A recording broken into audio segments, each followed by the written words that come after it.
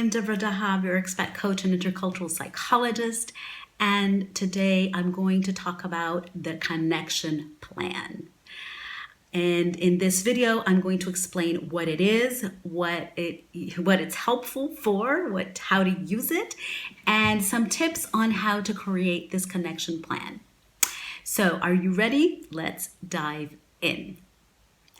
The connection plan is a plan that you create in order to keep in touch with friends and family that you left in your original country. Now, I've had many clients ask me how to, the best ways to keep in touch, because it can be hard, really, to stay connected with people when they're not part of your everyday life.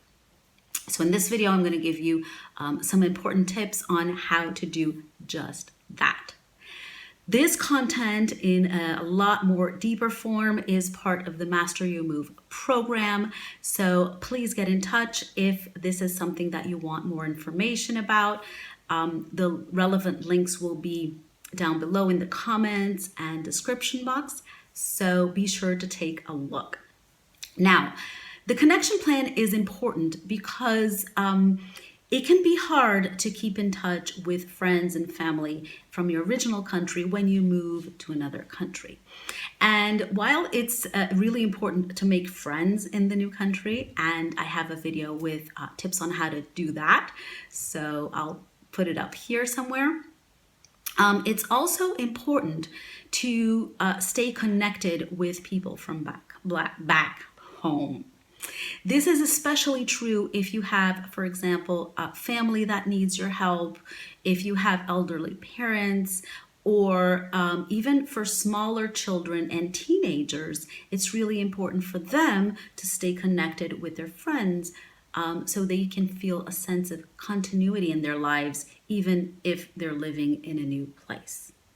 You see, new friends, I like to say that new friends give us wings to discover new things and to explore new adventures. But old friends and family that know us really help us to keep us grounded, because they know who we are, what we like, what we don't like, and we don't have to explain so much when we're talking to them. So the first thing in your connection plan is to identify who you want to stay connected with. It can be anyone, and there's really no limit to how many people you want to stay connected with. But I would advise to literally write a list of the people and share it within your family to see if there are overlaps. So each member of the family, I would suggest writing down this list of people they want to stay connected with, and then you can compare and see if there are people in common, because then you can create situations like group calls and things like that. So that's the first step, to identify the people that you want to stay in touch with. The second step is to reach out to these people and ask them how they want to stay in touch. Now, we have various degrees of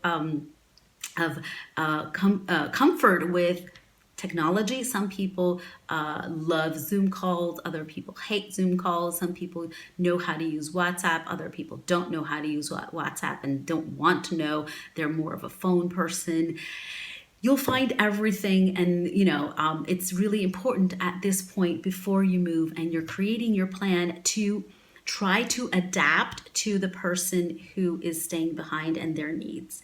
It's quite common that they will feel a little bit left behind or sad that you're moving. So this is a way to bridge this gap and to really show them that even if you're moving to another country, it doesn't mean necessarily that you're going to lose touch and you're going to be able to talk and to share things from your life. So ask them, how would you like to stay in touch? And come to a conclusion that you both can work on. Like, is it WhatsApp? Is it Zoom? Is it phone? And also decide upon a frequency. So how frequently are you going to communicate? Is it every day, once a week, twice a week, once a month? There's no cookie cutter solution. Some people are busier. Some people like to talk more on the phone. Some people don't. So the thing here is to have an agreed approach, so they feel they're part of the process of deciding how to keep in touch. And the third important aspect is to be consistent and actually do it. Like if you have established that you're going to talk once a week, twice a week, actually do it. Of course, you might want to tweak and realize that, every single day might be too frequent. You don't have that much to say. You might tone it down to once a week. It doesn't matter as long as you do it and as long as it's something agreed among the parties that participate.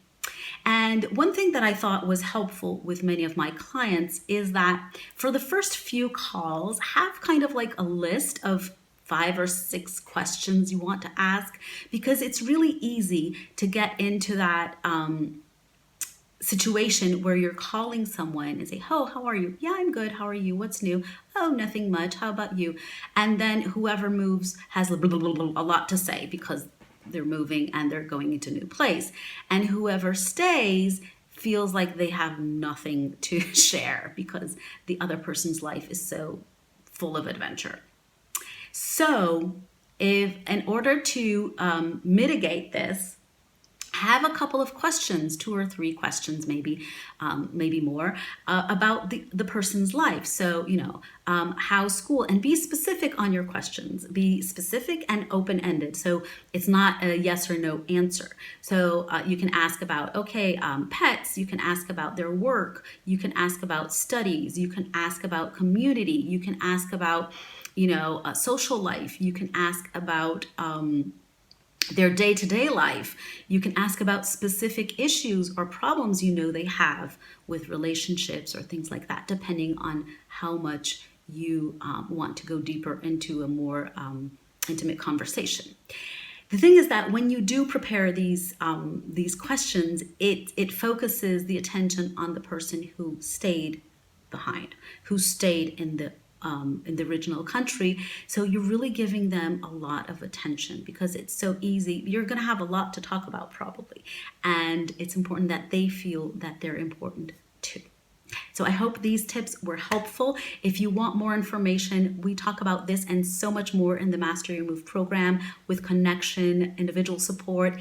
It's a really great experience. If this is something that you're interested in getting more information about, you can schedule your free enrollment call and we'll see if it's a good fit. And I'll see you next time.